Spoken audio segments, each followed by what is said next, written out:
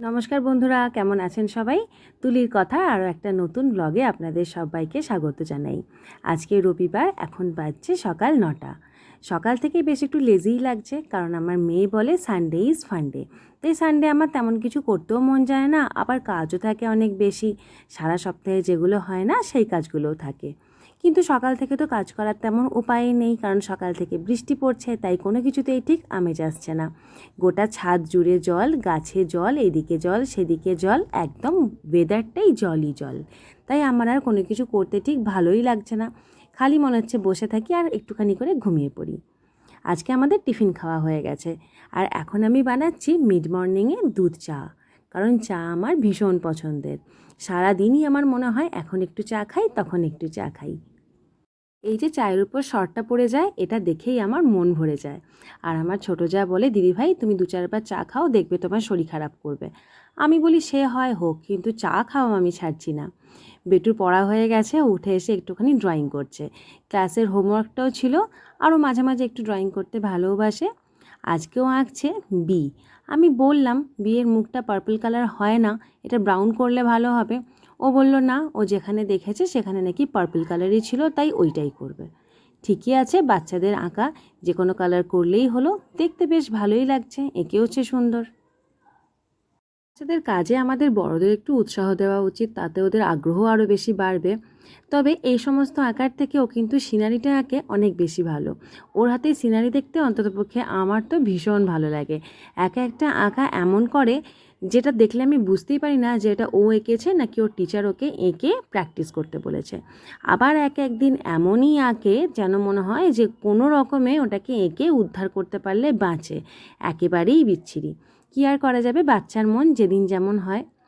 আজকে কিন্তু অনেক বেলা হয়ে গেছে জানেন তো, কথায় কথায় আজকে আমার ব্লগটা স্টার্ট করতেও দেরি হয়েছে।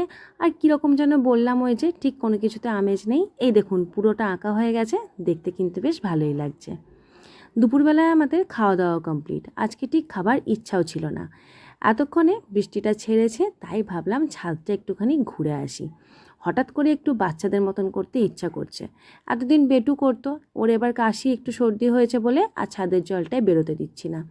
আজকে একবার ছাদে গিয়ে মনে হলো যেখানে যেখানে জল দাঁড়িয়েছে গিয়ে একটু পা ভিজিয়ে আসি। কিন্তু দুঃখের বিষয়, বৃষ্টিটা যেহেতু একটু আগেই ছেড়ে গেছে, কোথাওই জল দাঁড়িয়ে নেই।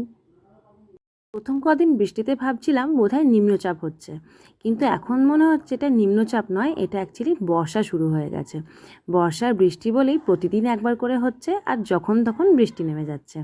কয়েকটা গাছে ফুল ফুটেছে, কুঁড়িও আছে, চলুন আপনাদের একবার দেখাই। এই জুঁই গাছটা যখন প্রচণ্ড রোদ উঠেছিল একদম জ্বলে লাল হয়ে গেছিলো। আবার একটুখানি ছাওয়াতে রাখতে বৃষ্টির জল পেয়ে ছোটো ছোটো কুঁড়ি এসছে। পুদিনা গাছের ছোট ডালগুলো দেখুন মাটির থেকে বাইরে বেরিয়ে এসছে, ছোট ছোট পাতাও হয়েছে। আর এই অলকানন্দাটা আমার ভীষণ প্রিয়। গত বছর রথের দিন এই গাছটা কিনে বসিয়েছিলাম। রথে বলে যে বাড়িতে একটা গাছ বসাতে হয়, সেদিন এনেছিলাম। আর করবী ফুলটা তো ফুটলে মনে হয় যেন গোলাপ ফুলের মতনই দেখতে লাগে। চাপ করবী দেখতে বেশ সুন্দর লাগে। আর নটরমণিগুলো আমার সারা বছরের সঙ্গী। সরি, নটরমণি বললাম, নটরমণি নয়, নয়নতারাগুলো সারা বছর ফোটে। আর নটরমণিও ফোটে, কিন্তু গরমের সময়টা শীতে আর ফোটে না। এখন খাওয়া দাওয়া সেরে বাগান দেখে খাচ্ছি একটুখানি ভুজিয়া, কারণ আমি খুব পেটুক মানুষ। এই যে রোদ উঠেছে, বিছানায় রোদ পড়েছে বেটু। বেটু, আর বৃষ্টি হয়নি, দেখ রোদ উঠেছে। নাচো। কি সুন্দর ফুটেছে ফুলগুলো, ছোট্ট ছোট্ট। নটরমণি শোনাই, তোর মতো পুচি পুচি ফুল দেখ, কি সুন্দর। তোর মতো? হ্যাঁ, না তোর থেকেও ছোট? আমার ঠিক, আমার সেম। তোর দাঁড়া বন্ধুরা, আমি তোমাকে একটা জিনিস দেখাচ্ছি। এই যো পুচকি পুচকি নটরমণি, সকালেই ফুটেছে। দেখা যাচ্ছে না, নিচ্ছে না এটা। এই যো, সুন্দর রংটাও বেশ মিষ্টি রং। এই একটা সাদা। দেখো কালকে এনেছিলাম, এই রকম হয়ে গেছে। কালকে এনেছিলাম, এটা দেখো কি হয়েছে অবস্থা। শুকিয়ে যাবে না? এটা রেন লিলি। এটা আমি ছাওয়ায় রেখেছিলাম, তাও এরকম। ছাওয়ায় রাখলেও ফুল তো শুকিয়েই যাবে। এ দেখ একটু বাটারফ্লাই ছিল এখনই, ইয়েলো কালারের, দেখুন চলে গেল। আমি এখান থেকে দেখাচ্ছি। আমি এখান থেকে একটা ফুল তুলছি। না তুলবে না, না গাছে আছে, সুন্দর আছে। না না না তুলবো আমি। কেন তুলবে কেন? কি সুন্দর দেখতে লাগছে দেখো। আমার ভালো লাগছে।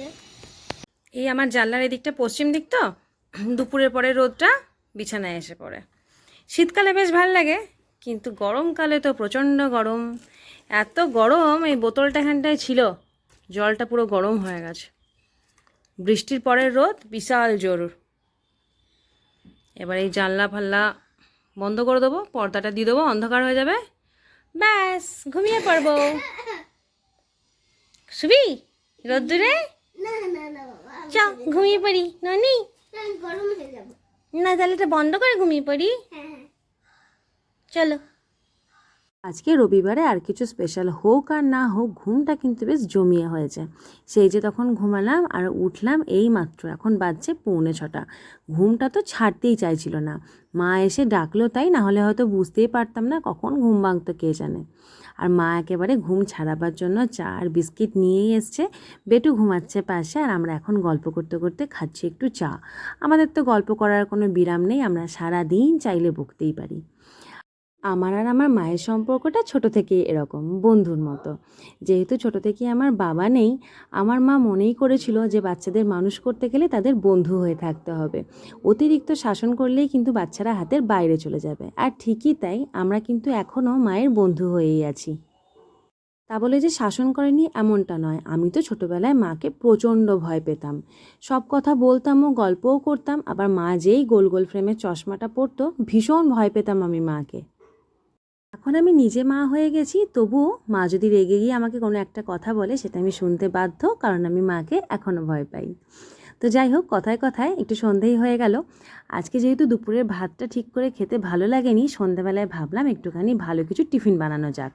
তাই রান্নাঘরে চলে এলাম, তৈরি করছি একটুখানি চাউমিন। চাউমিন খেতে অর্ণাও খুব ভালোবাসে, ওকে একটু খাইয়ে নিয়ে তারপরে পড়তে বসাবো। কাল থেকে তো আবার স্কুল আছে, কালকে মানডে। তাই একেবারে খেয়ে নিয়ে পড়তে বসলেই চিন্তা কম, তা না হলে একটু পরেই বলবে মা আমার খিদে পেয়েছে, পড়ায় ঠিক মন বসবে না, এই সব আর কি। চাউমিনে আমি একটুখানি বাদাম দিই। চাউমিনের বিশেষ কিছু সরঞ্জাম না থাকলে অল্প একটুখানি বাদাম ভেজে নিয়ে তারপরে আলু আর যদি কোনো সবজি থাকে সেটা দিয়ে ভেজে নিয়ে পেঁয়াজ দিয়ে চাউমিনটা করি। আজকে আলুর সাথে একটুখানি গাজর দিচ্ছি। বিনস বা ক্যাপসিকাম বাড়িতে ছিল না, তাই আর দিচ্ছিও না। আলু আর গাজরটা একটুখানি নুন ছড়িয়ে অল্প একটু ভেজে নেবো, মানে আলুটা একটু সেদ্ধ হয়ে যাওয়া পর্যন্ত।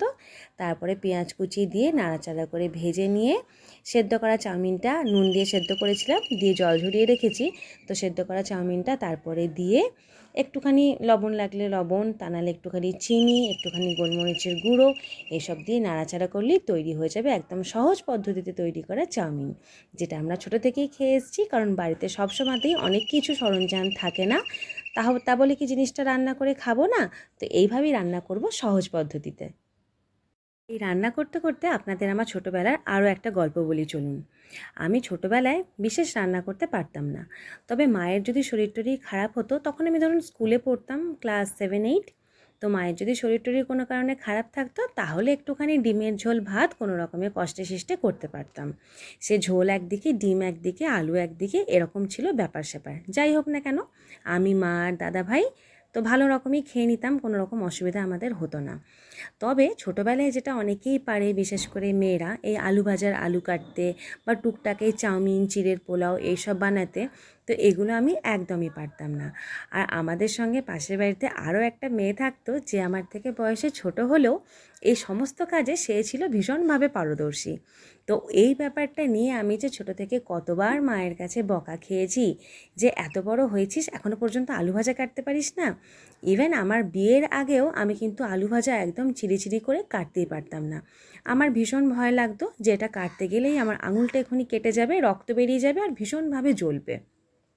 ভীষণ কুচিয়ে পেঁয়াজও আমি কাটতে পারতাম না, আসলে আমার প্রচণ্ড রকম ভয় পেত। তারপরে আমি বুদ্ধি খাটিয়ে বার করলাম একটা ছুরি। এখন যদি আমাকে কাটতে বলা হয় যে কোনো সবজি একদম মিহিভাবে, আমি সেটা ছুরির সাহায্যে একদম মিহি করে কেটে দেবো। আমি এখন মাকে বলি, দেখো মা, তুমি ছোটোবেলায় আমাকে বকতে, যখন আমার করার সময়, মানে এখন কিন্তু আমি ঠিকই করতে পারি, এখন আর কোনো রকম অসুবিধাই হয় না। ইভেন এই চাউমিনটাও আমি কয়েক বছর আগে পর্যন্ত ভালো করে করতে পারতাম না, কড়াইয়ের মধ্যে একেবারে জগা খিচুড়ি পাকিয়ে যেত। যাই হোক, এখন কিছু টিপস ফলো করে এখন চাউমিনটা আমার ভালোই হয়, সবাই খেয়ে সুখ্যাতিও করে। আর শুধু চাউমিন না, আমি এখন অনেক রকম রান্নাই খুব ভালো করি এবং অনেকের থেকেই ভালো রান্না করি। আবার অনেক কিছু রান্না নিজের থেকেই এক্সপেরিমেন্ট করি। যাই হোক, আমি যা করছি ওই লোকে যাকে বলে নিজের ঢোল নিজে পেটানো, সেটাই আর কি। নিজের মুখেই নিজের প্রশংসা করছি। বাস, চাউমিন আজকে আমার রান্না করা হয়ে গেছে, এবার এটা সার্ভ করছি আর সবাই মিলে একসঙ্গে খাবো।